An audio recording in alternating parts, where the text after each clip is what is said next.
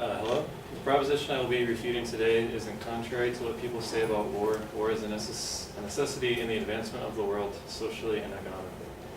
The advocate used four main claims to support his argument.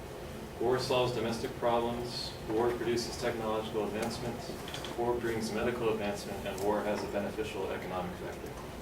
The first claim is that war solves domestic problems. The advocate made multiple secondary points to back up this claim, which were that war makes people come together, war makes people have a stronger sense of national identity, and war makes people more politically active. However, only one single example of Sierra Leone was provided to back up these sweeping statements. This is an insufficient amount of evidence for these claims. There are also many counterexamples to this claim of war tearing nations apart and making the situation worse than it was before the war began. The first example of this is World War I. This war is famous for the questionable way it was handled after it concluded. Tensions between people in countries like Germany and Austria and in southeastern Europe were much worse after the war, as entire populations were split, with some people okay with the outcome and others were furious about it. Another example is Iraq after the recent war there. This war caused many domestic tensions since large chunks of the population distrust or support the new government and others are militantly opposed to it. The second claim is that war produces technological advancement. The first point that the advocates stated to support this was that World War II led to the creation of the atom bomb. This is indeed an invention, but it is hard to put the atomic bomb under the category of a technological advancement for humanity and the world when the entire purpose of the weapon is mass destruction and death on a grand scale. What is problematic about this claim in general is that it is asserted that war leads to a more and better technological advancements than there would be without war. However, there are countless examples of world-changing inventions during times of relative peace. A great example of this is perhaps one of the most important inventions ever, the airplane, which was invented by the Wright brothers in 1903.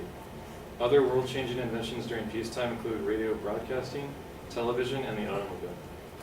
The third claim that the advocate states is war brings medical advancement. For this claim, three supporting points were used: blood transfusion as a result of the Spanish-American War and World War II, vaccines being developed to treat diseases and injuries, and the beginnings of radiation therapy for cancer as a result of nuclear research that began in World War II. While these advancements did happen and are great, they are not enough to back up this claim. For one thing, atomic research began in World War II, but it is not right to attribute the past 70 to 80 years of medical advancement in the field to the war. Most of these have been done by people in a peaceful setting, and many important advancements, such as the ability to target singular cancer cells instead of an entire region of the body, happened in just the last couple of decades. Also, I can name multiple world-changing vaccines that first appeared during peacetime.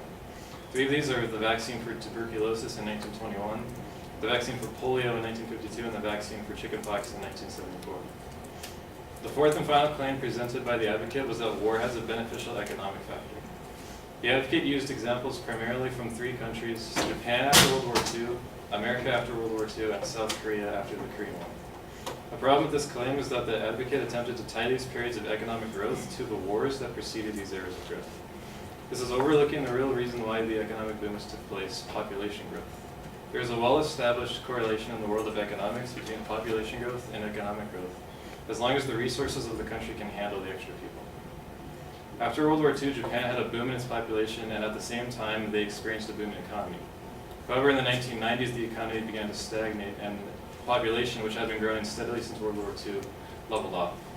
In contrast, America has had a relatively consistent rate of population growth since World War II, and besides a few bumps, such as the 2008 recession, the economy has continually grown as well. This shows that war was not the cause of the economic booms of the 20th century, but rather it was a growing population. In conclusion, the idea that war is necessary for the advancement of the world technologically and socially is very problematic. Most advancements in the modern technological world have been introduced during times of peace. Medical advancements are being made all the time, and the world economies rise and fall regularly from factors other than war. While some great things have come from war over time, it is definitely not a necessity for the world to advance and grow.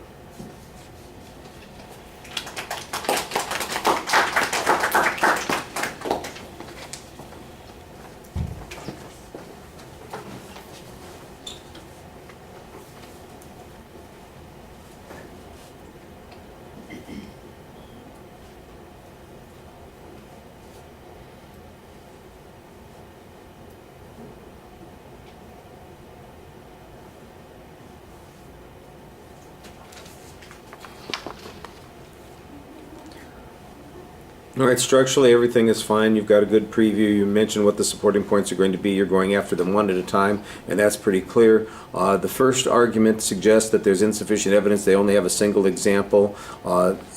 You might also suggest that that example is atypical. I think that would work. You then come back with a counterexample, which a couple of counterexamples, which I thought were pretty effective. Although there was no evidence on the counterexamples, they're largely asserted. So I think you probably want to make sure that your information is at least as well cited as the advocate's information is. The second point talks about the technology issue, and you acknowledge that the A-bomb is part of that process, but you also suggest that subsequent variations of that can't really be attributed to that particular innovation, and that there were plenty of technological innovations that occur when there wasn't a war going on, and then you list a whole bunch of them. And I think it would be a good idea to show how some of those are substantial and important innovations, how they've changed the world, and maybe even have done things to enhance the prospects of peace. Sometimes people suggested that TV, for instance, was the main reason that the Vietnam War was over, because when you see it happening every day on the news, that people just kind of got sick of it and they got motivated by that kind of thing. Gesundheit. All right. The third point is about medicine, and again, you rely on good counterexamples to demonstrate that there are advancements that are achieved. I don't remember what the advocate's example was. Yours, I thought, were pretty effective, and again, you suggest that those advancements occur over time. They start in one place and then occur over time, but they occur regardless of whether or not we're at war or peace. That seems to be the implication. I think you could use a little bit of information to support that position, but otherwise that seemed like a solid point and very reasonable. The fourth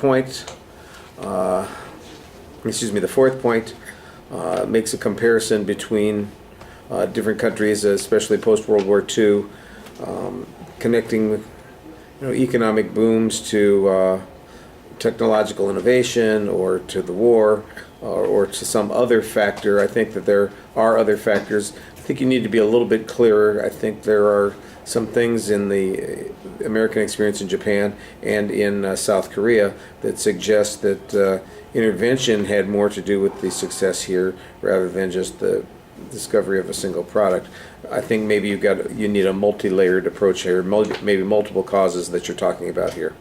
All right, I'm going to stop there.